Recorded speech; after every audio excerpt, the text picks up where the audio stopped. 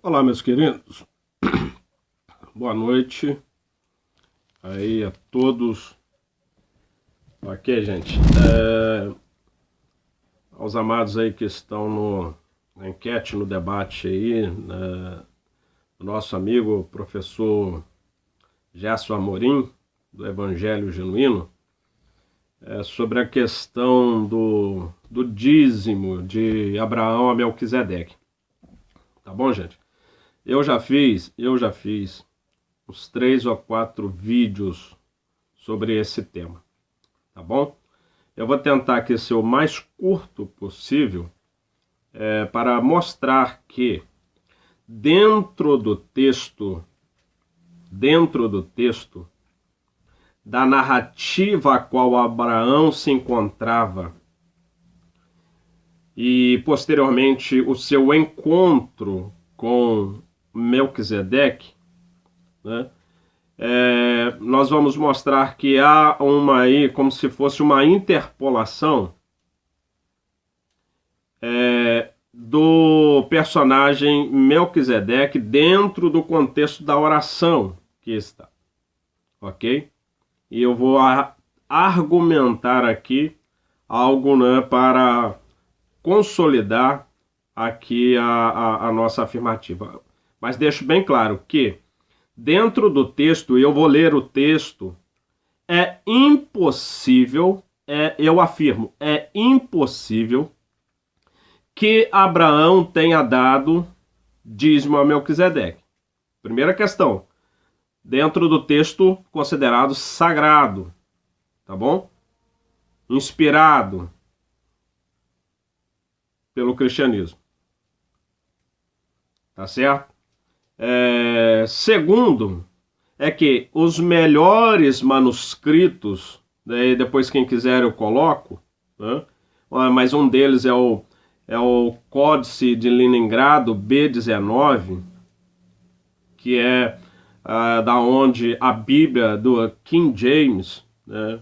A Bíblia do Rei Tiago, ela é traduzida, né? E podem olhar lá, me parece que até o professor Gerson fez essa colocação da imagem, né, da Bíblia King James aí, mas também não mostra, tá bom? O texto não mostra Abraão dando dízimo, tá certo, gente? E eu vou argumentar aqui, né, em cima do texto, né? Tá certo? Vamos lá. Gênesis capítulo 14, a partir do versículo de número 5. E ao 14º ano de Quedorlaomer, e os reis que estavam com ele, e feriram aos Refaíns, em Asterote Carnaim, e aos Zuzins em Rã, e aos Emins em Savet Kiriataim, e aos Oreus no seu monte Seir, até a campina de Parã, que está junto ao deserto. Depois tornaram e vieram a Emispate, que é Cádiz, e feriram toda a terra dos amalequitas, também os amorreus que habitavam em Azazon-Tamar. Então saiu o rei de Sodoma, e o rei de Gomorra, e o rei de Admá, e o rei de Zeboim, e o rei de Belá, esta é Zoar, e ordenaram batalha contra eles no vale de Sidim, contra Quedorlaomer, rei de Elão, e Tidal, rei de Goim, Anrafel, rei de Sinar, Arioque, rei de Elazar, 4 reis contra 5. E o vale de Sidim estava cheio de poços de betume, e fugiram os reis de Sodoma e de Gomorra, e caíram ali, e os restantes fugiram para um monte, e tomaram toda a fazenda de Sodoma e de Gomorra, e todo o seu mantimento, e foram-se. Quem tomou essas fazendas dos reis de Sodoma e de Gomorra? Esses reis, né? Os reis, o rei Kedorlaomer, rei de Elão, Tidal, aí tem esses reis aqui, que venceram 5 reis contra 4, tá certo? E o que eles levaram? Levaram toda a fazenda do rei de Sodoma e de Gomorra e todo o mantimento, e foram-se. Também, e no caminho, preste bem atenção, e no caminho que eles estavam passando, encontrava-se Ló com sua família, com seus serviçais, habitando próximo de Sodoma e de Gomorra. Também tomaram a Ló, que habitava em Sodoma, filho do irmão de Abraão, e sua fazenda, e foram-se, ou seja, tomaram Ló e sua fazenda e também levaram ele cativo. Versículo 13. Então veio um que escapara e o contou a Abrão, o hebreu. Ele habitava junto dos carvalhais de Manre. O amorreu, irmão de Escol, irmão de Aner, eles eram confederados de Abraão. Ouvindo, pois, Abraão que seu irmão estava preso, armou os seus criados nascidos em sua casa, 318, e os perseguiu até Dan. Dividiu-se contra eles de noite, ele e seus criados, e os feriu, e os perseguiu até Robá, que fica à esquerda de Damasco, e tornou a trazer toda a fazenda, e tornou a trazer também a Ló, seu irmão, e sua fazenda, e também as mulheres e o povo. Preste bem atenção, o versículo 16 do capítulo de número 14 mostra-nos que Abraão sai vitorioso dessa batalha, dessa perseguição, com 318 homens, né? Não estou aqui para discutir a questão do milagre, né, que acontecera através desses homens aqui, né? Uma quantidade bem inferior daquela que estava aliançado com o rei de Sodoma e de Gomorra, né? Aqui nós vemos um prodígio divino. Tá bom, gente? Não estamos aqui para questionar este mérito. Tá certo? No entanto, o texto vai dizer que ele torna a trazer toda a fazenda primeiro de quem? Do rei de Sodoma e do rei de Gomorra. Ok? Também a fazenda do seu sobrinho Ló e com ele as suas mulheres. E o povo que estava ali.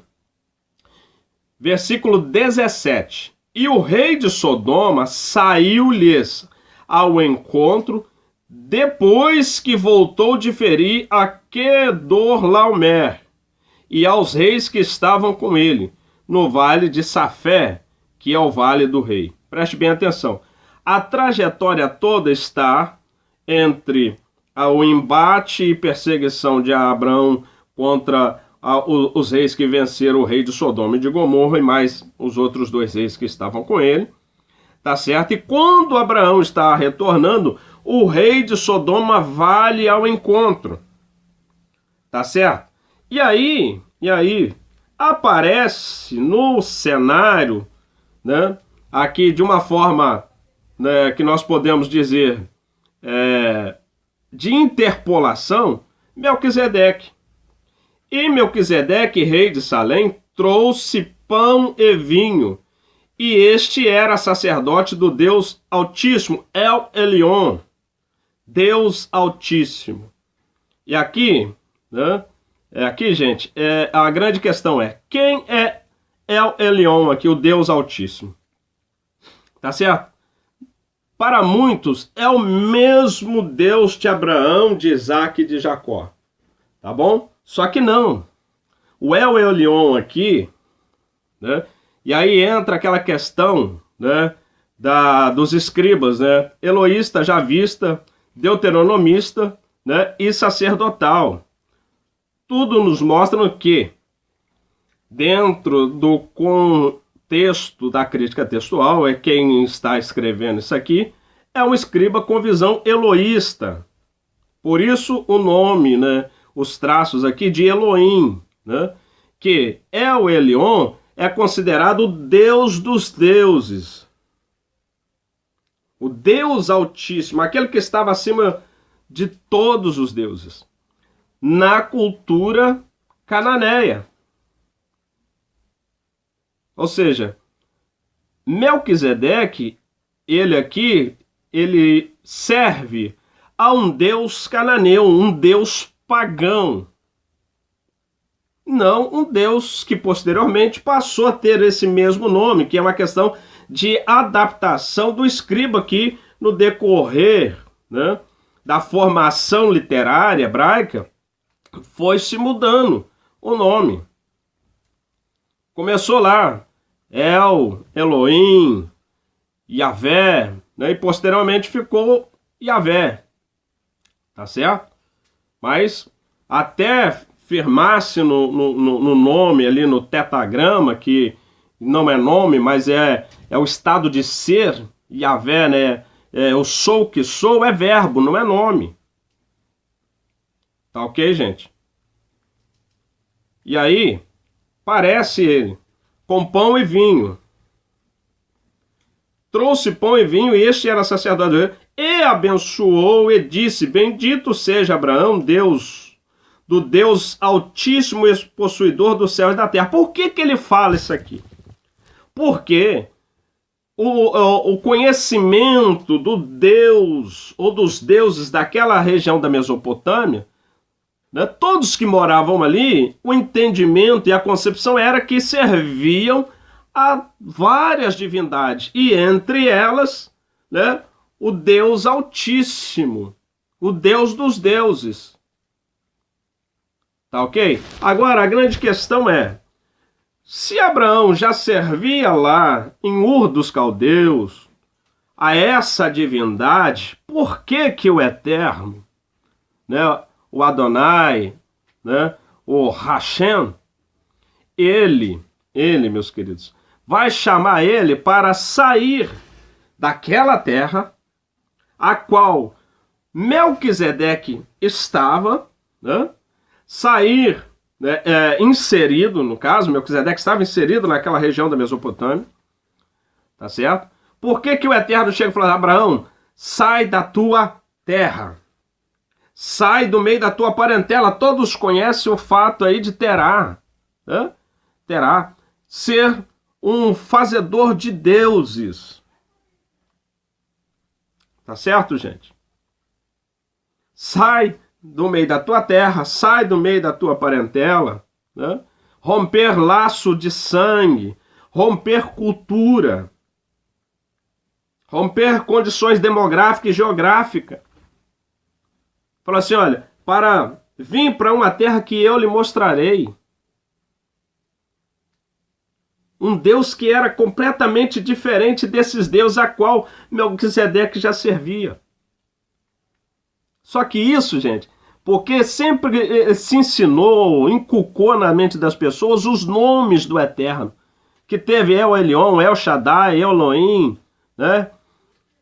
Outros nomes aí que nós poderemos falar aí, né? Só que o nome El também é uma divindade cananeia, que faz parte do panteão cananeu, de divindades ali junto com Baal, Castarote, com Azera, Marduk e tantos outros nomes de divindades da região da Mesopotâmia ali. El Elyon, El Shaddai, tudo isso eram nomes de divindades ali, que simbolizava, né, através de fatos naturais, é onde que eles davam esse nome. Coisa que a cultura grega também fez. Né? Ok, gente? Então, o que que acontece? As pessoas, né, por não conhecer um pouco da cultura e por ter só aquela questão do nome ali, não, Melquisedeque já servia lá. Se servia, para que Deus Abraão pediu? melhor, por que Deus chama Abraão para sair do meio daquela região? Sair do meio dos parentes, sair do meio daquele povo idólatra ali.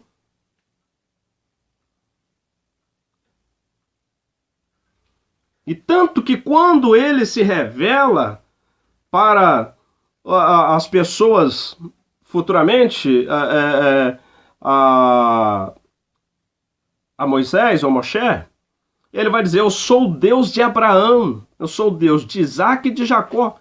Ele não vai se referir pelo nome que der. Tá ok? E vamos lá para o texto. Né? E apareceu ali, né, Melquisedeque, versículo 18, né, e abençoou e disse: bendito seja Abraão do Deus Altíssimo. Por que ele fala do Deus Altíssimo? Porque conhecendo Abraão, da onde Abraão veio, subentendia-se que Abraão, por fazer parte daquela região da Mesopotâmia, né, cuja essa divindade El Elyon, El Shaddai, Elohim, todos ali estavam inseridos, mas como divindades do panteão cananeu, ou seja, divindades daqueles povos que ali se encontravam. Por isso que ele vai afirmar isso. Porque sabia que Abraão tinha vindo da mesma região dele. Que a cultura de culto a divindades ali era essa. O que ele traz, pão e vinho, né, são elementos que toda a cultura antiga, né, da Mesopotâmia, pega aí os achados cuneiformes ali, né, todos eles vão mostrar que as divindades recebiam pão e vinho. O alimento dos deuses era pão e vinho. Ok, gente? E o que ele está trazendo ali, o que ele vai abençoar, é algo que ele, como um sacerdote, ele compartilhava com quem ele quisesse. Mas era alimento dos deuses. E por ser servo dessas divindades, né, eles comungavam desses alimentos. Coisa que também o sacerdócio araônico fazia. Recebia uma parte, apresentava para Deus, mas ele tinha direito a uma porção, comer com a sua família, ou com quem estivesse na sua casa, daquilo que era sacrificado, que era considerado alimento, né? Melhor, instrumento de sacrifício a Deus, ao Eterno. Agora, a diferença gente, é querer dizer que Melquisedeque já servia a Deus antes. Se servia a Deus antes, para que o Eterno chama Abraão para sair do meio desse povo, sair do meio dos parentes? Para fazer dele uma nova nação de um lugar posterior.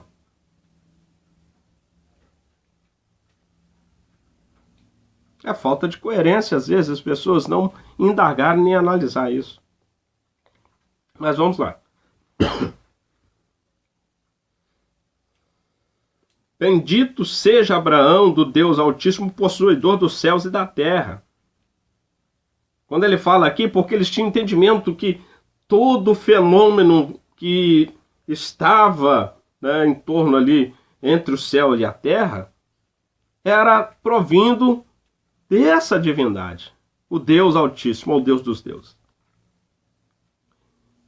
Bendito seja o Deus Altíssimo que entregou os teus inimigos nas tuas mãos e deu-lhe o dízimo de tudo. Aqui, deu-lhe. Quem está dando o dízimo, segundo a tradução aqui da Bíblia, Bíblia, palavra-chave, tá certo, gente?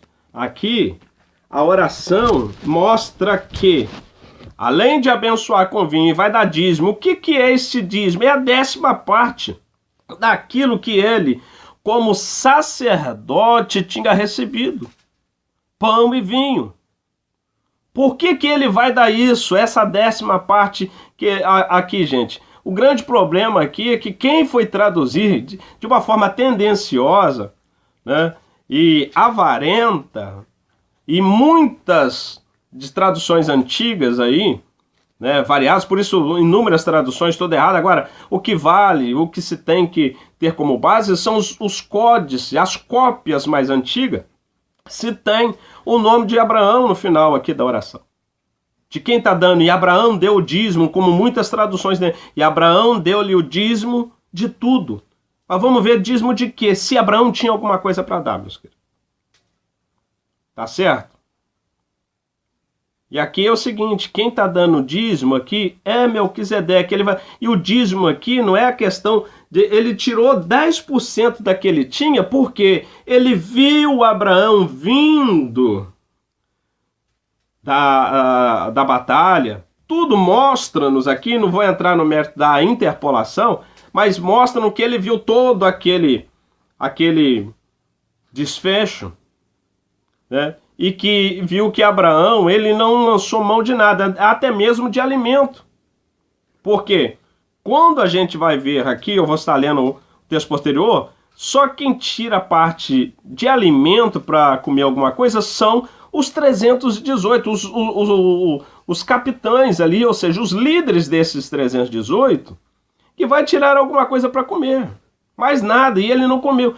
E Melquisedeque, vendo tudo aquilo, ele quis retribuir, ou seja, tirou 10% daquilo que ele já tinha recebido de pão e vinho e deu a Abraão. Né? Primeiro ele abençoa ali, né? Ou seja, o ato de abençoar é um ofício sacerdotal. E o dízimo aqui, que é a oração aqui, se refere justamente a essa porção que ele dá como bênção a Abraão. Só que de uma forma tendenciosa, né? Tanto o escritor dos Hebreus, que lá na frente eu vou estar lendo aqui também, tá certo? Mas de uma forma tendenciosa, maligna, vamos dizer aqui, ele coloca, né? Ele deturpa, ele adultera o texto, né? De uma forma tão simples de entender, que é só ver a questão cultural, a questão histórica do chamado de Abraão, tá certo? Que vai ver como isso que eu estou falando aqui se encaixa. Tá certo? Mas vamos lá. E o rei de Sodoma, versículo 21, disse a Abraão: dá-me a minhas almas e a fazenda. Toma para ti. O que o rei de Sodoma está falando? Assim, olha, eu só quero as pessoas, só quero os escravos meus, só quero os meus serviçais.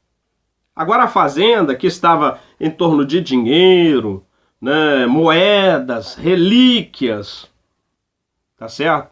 Pode tomar para você. Versículo 21, o rei de Sodoma falou assim, ó, me dá só as almas, só os seres vivos. Agora a fazenda pode ficar para você. Versículo 22. Abraão, porém, disse ao rei de Sodoma: levantei minha mão ao Senhor, o Deus Altíssimo.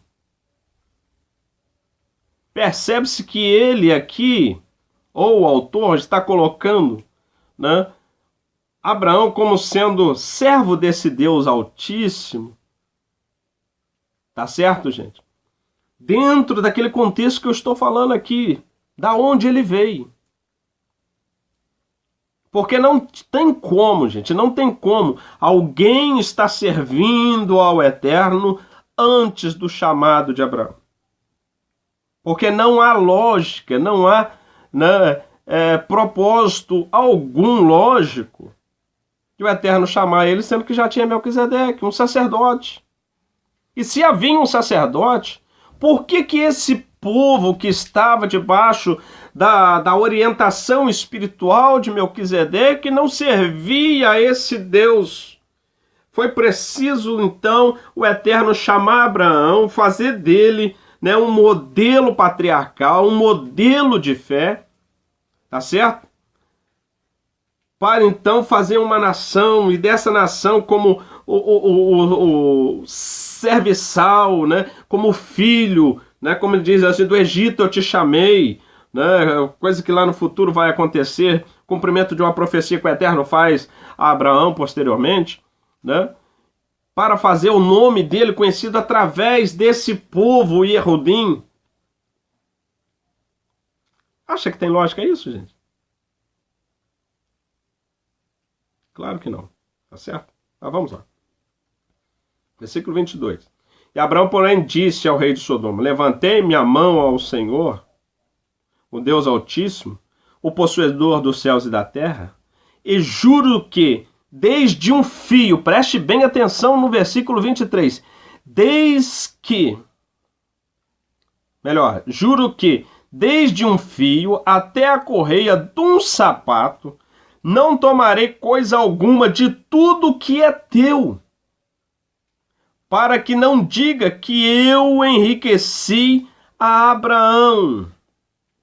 Ou seja, ele vai à guerra, traz a fazenda, o rei que era dono vai ao encontro, diz para ele apanhar a fazenda e devolver as almas, os servos, os escravos ali, e manda ele ficar com tudo, e ele fala assim, olha, eu não vou lançar mão nem de um cabelo, nem de uma correia, de um sapato ou de uma sandália. Não vou lançar mão de nada do que é teu, para que depois não digas, eu enriqueci Abrão, salvo tão somente o que os jovens, aquilo que eu falei lá atrás, comeram, e a parte que toca aos varões que comigo foram, Aner, Escol, Manre, estes que tomaram a sua parte, ou seja, o que eles pagaram? Comida. Agora, gente, Abraão não lançou mão de nada, é o texto bíblico que está falando. Desde o versículo 18 até o versículo de número 24, só que eu li antes, eu li desde o versículo 5. Mas quando o Melquisedeque aparece em cena, que é no versículo 18, capítulo 14, até o versículo de número 24, você não vai ver no texto Abraão lançando mão de nada. Se ele não tinha nada, se ele não possuía nada, como muitos dizem ali que ele deu dízimo de despojos, primeiro que nunca, ali você vai ver dízimo de despojos. Ele deu dízimo de despojos. Justamente isso que ensinaram esse povo errado. Como que ele vai dar 10% daquilo que ele não tem? Gente, é só ler o texto. E aí vem os caras querendo falar assim, pergunta ao rabino, pergunta ao judeu que mora em Israel, pode perguntar quem for, meu querido. O texto diz outra coisa. Tá certo? O texto de Gênesis diz, Abraão não lançou mão de nada. Não pegou nada, a não ser os seus amigos que lançaram mão de alguma coisa para comer. E falaram, vou ficar com isso, vou ficar daquilo. Agora, Abraão, ele não tinha nada para dar, 10%.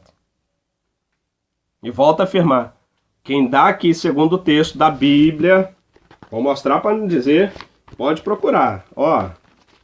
Palavra-chave, tá certo? A página 21, tá bom? Os 10% aqui é equivalente a pão e vinho, é uma pequena parte.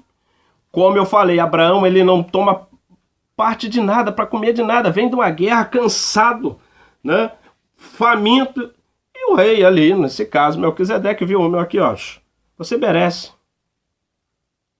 comer uma parte do alimento dos deuses, porque foi ele, o Deus dos deuses, o Altíssimo, a quem ele servia lá, dentro da cultura cananeia ali, da Mesopotâmia, no entendimento dele, foi que te fortaleceu. Então coma aqui uma parte, esses 10%, é coisa mínima que ele tinha. Pão e vinho, alimento dos deuses. E deu 10%, Abraão.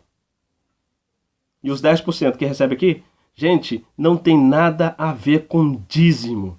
Como muitos pastores picareta, salafraio, que vive aí, e conta na enquete do nosso amigo pastor Gerson ali, que está falando, o dízimo é antes, então, meu querido, a circuncisão também é antes, então vão lá capar lá o prepúcio do Bilal lá, vão cortar fora também, porque é antes, é durante a lei, e é posterior à lei, porque no período da graça também Paulo circuncidou várias gente, mesmo entrando em contradição, falando que a circuncisão não servia para nada, mas quando apertaram ele lá no concílio, né, que ele teve que apresentar Timóteo mais alguns amigos que estavam com ele ali, ele teve que arrumar oferta para esses varões e teve que circuncidar todos eles. Ou seja, no período da graça. Até hoje, os Yehudim, os judeus, eles têm esse costume, né, essa prática que, segundo a lei, que também está inserida fora da lei, porque isso foi uma aliança com Abraão, né?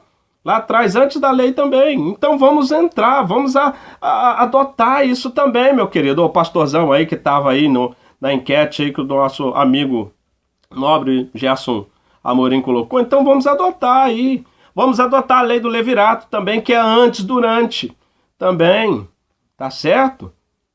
Fica esses picaretas querendo tirar dinheiro aí, né, das pobres pessoas. Primeiro, né, que dízimo bíblico nunca foi dinheiro. Tá certo? Mas vamos lá para o texto de Hebreus, né? Hebreus, para a gente acabar com essa papagaiada aí, essa turma. Hebreus capítulo 7. Vamos lá, desde o versículo 1. Porque este Melquisedeque, que era rei de Salém, sacerdote do Deus Altíssimo, e que saiu ao encontro de Abraão quando ele regressava da matança dos reis, e o abençoou, a quem Abraão deu o dízimo de tudo. Primeiramente, é por interpretação rei de justiça, e depois também rei de Salém, que é rei de paz. Ou seja, aqui, gente, no próprio texto está mostrando, né, o autor, ele está pegando, né, um texto que, primeiro quero falar aqui, dizer que a carta aos Hebreus, né, não era nem para estar inserida aqui por N esquisitos dentro do contexto de canonização dos livros sagrados, o livro de Hebreus não poderia. Mas, por força interna de alguns pais da igreja, acabaram ali, então, inserindo este livro, tá certo? Que é de datação um pouco mais tardia, tá bom? Mas o autor aqui, nós já vemos a tendenciosidade, porque ele está falando aqui que é por interpretação. Ou seja, quem estava lendo interpretava. Não, ele é rei de justiça, né? Melquisedeque, ou seja, rei de justiça. Zedeque é justiça, tá bom? É rei de justiça. Como também rei de paz, rei de Salém, a quem também Abraão deu dízimo de tudo. E aqui nós vemos aqui uma tendenciosidade. Tudo de quê? Porque o texto lá não mostra que Abraão tinha alguma coisa para dar, meus queridos. Aí nós vemos aqui o quanto é tendencioso, de uma forma maligna, até mesmo esse texto de Hebreus. Mas tem mais algo aqui na frente que nós vamos estar mostrando, salientando aqui para vocês verem.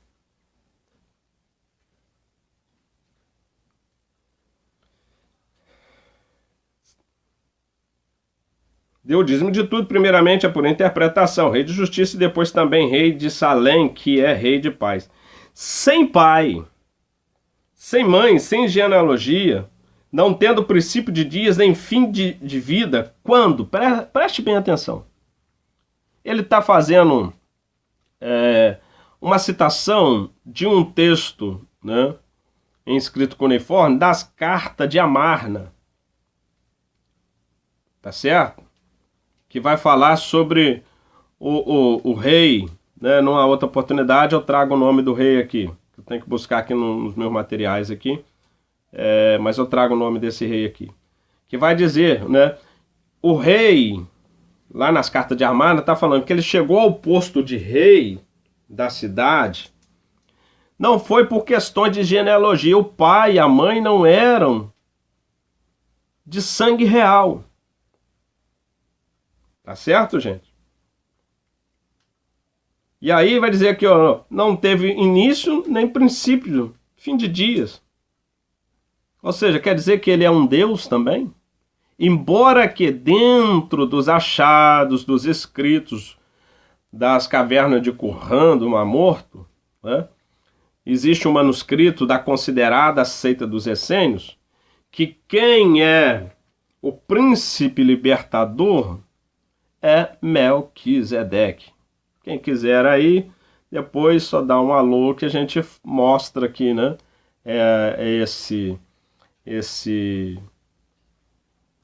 Essa tradução, né? que tem aí, de um grande arqueólogo e tradutor bíblico, Gesa Vermes, tá certo? Onde ele fala que um desses manuscritos, né, um desses achados em uma das cavernas de Qumran, tem lá Melquisedeque como sendo o príncipe libertador dos últimos dias, ou do fim do mundo, tá certo? Muito pelo contrário do que muitos acreditam ser Yeshua, Jesus, né, o Cristo, tá certo? Isso mostra que as interpretações, né, dentro do contexto judaico, ele era vasto. Tá bom, gente? Agora, quando ele fala aqui, essa frase é da carta de Amarna. O rei está falando, olha, eu sou rei hoje, né? Mas não é porque meu pai era rei, porque minha mãe era rainha, não. E agora aí o autor vai falar, porque ele não tem início de dias, nem princípio de dias. Quer dizer que Melquisedeque era um deus, um semideus? Vamos parar para pensar, gente. Mas sendo feito semelhante ao Filho de Deus, permanece sacerdote para sempre. Considerai, pois, quão grande era este, a quem até o patriarca Abraão deu o dízimo dos despojos. Outra mentira aqui no versículo número 4. Gente, confronta os textos, como eu leio, leiam. Gênesis 14, gente, se me provarem, dentro do texto, né, de Gênesis capítulo 14, que Abraão tinha alguma coisa, algum despojo para dar 10%, eu removo, eu faço um vídeo aqui ao vivo, ou gravo um vídeo aqui, a qual esse vai para o YouTube, depois vai para o Facebook, né, me retratando, me redimindo. Caso contrário, meu irmão, o texto, aqui o autor dos Hebreus, ele é tendencioso, né? Ele usa aqui de uma artimanha tamanha, né, para escrever isso aqui. Lembrando-se que muitas das cartas que nós temos aí escritas, né, e era uma prática, né, dentro do contexto judaico, né, que é a forma, os 4 níveis de interpretação do judaísmo, né, que é o método Pardes, né, e eles se valiam muito de Midrash, né. Midrash é aquela interpretação, o Talmud também é um pouco disso, né? Que os mestres, os considerados mais sábios, liam um texto e interpretavam, né? E moldava a interpretação de determinadas passagens difíceis dentro da sua concepção. E muito disso foi inserido como algo literal, né? Mas não passando de uma concepção de um Midrash. Isso aqui mostra-nos, né, num confronto textual do que aqui os Hebreus estão falando com a realidade do texto de Gênesis capítulo 14, que isso aqui não passa de uma interpretação tendenciosa, maligna, pode dizer maligna porque deturpa a história do que está registrado lá. Por isso eu digo que é maligno. Tá certo? Mas isso aqui mostra que advém de... Porque lá em cima o autor está falando que é por interpretação, ou seja, o Midrash. Tá bom? Tem o dízimo dos despojos.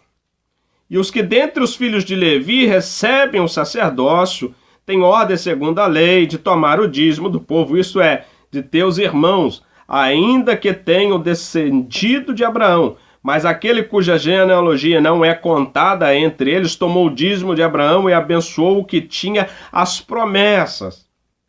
Ora, sem contradição alguma, o menor é abençoado pelo maior. De quem aqui o autor está se referindo? A questão de Isaac e Jacó, tá certo? E aqui certamente tomam dízimo homens que morrem ali.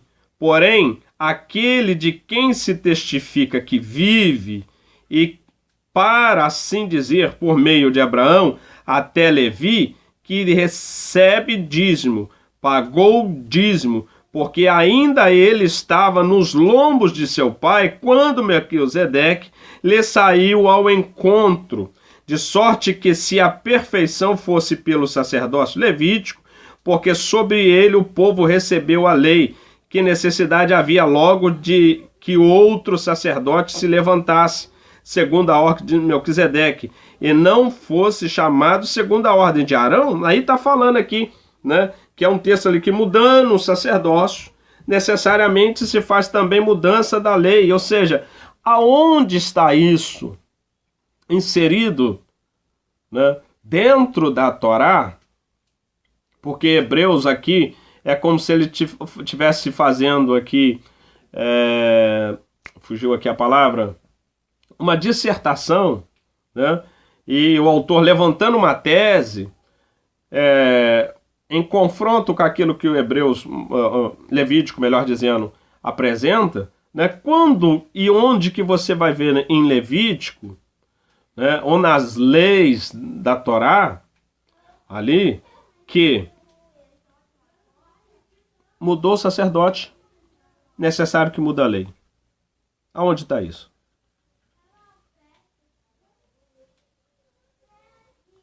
Tá certo, gente? E agora, se Cristo é um tipo, considerado por muito ali de Melquisedeque, né? Se Melquisedeque recebeu o dízimo lá, eu faço uma pergunta aqui para eles. Quando foi que Jesus recebeu o dízimo de alguém? Se ele é segundo a ordem de Melquisedeque. Quando foi? E outra, se assim fosse, seria dízimo de despojos, não dízimo de dinheiro, não dízimo de alimento. Porque o único texto que nós vemos Melquisedeque recebendo algum dízimo foi dízimo de despojo, segundo aqui o escritor aos Hebreus. Agora, Jesus nunca foi para a guerra, nunca ninguém mandou ninguém para a guerra, e a guerra que ele manda não é contra carne nem sangue, mas é contra principado e potestade. E então me mostra qual é o despojo dessa batalha que cada crente vai pegar, vai lançar a mão e vai dar de dízimo para ele. Segundo, dentro desse tipo aí de sacerdócio, segundo a ordem de Melquisedeque ali, né, aonde e quando que ele recebeu o dízimo? E quando ele instituiu essa forma, ou essa nova fórmula sacerdotal? Me mostra na Bíblia quando isso. Qual foi o apóstolo que ele deixou designado essa ordenança? Fala sério, gente. Coisa simples de entender o texto. Agora, mas vamos lá. Quando Melquisedeque sai ao encontro de Abraão, ele está falando que, versículo 10, porque ainda ele estava nos lombos de seu pai, quando Melquisedeque lhe saiu ao encontro. Quem estava no lombo? Quem estava sobre as costas ou nos ombros, né, de Abraão, quando Melquisedeque foi ele ao encontro? Isaac? Isaac já tinha nascido quando Melquisedeque visitou Abraão? O autor está falando aqui que já estava. Tanto que ele vai dizer lá em cima, lá, que, versículo 7, ora, sem contradição alguma, o menor é abençoado pelo maior. Ele está falando aqui da questão da primogenitura.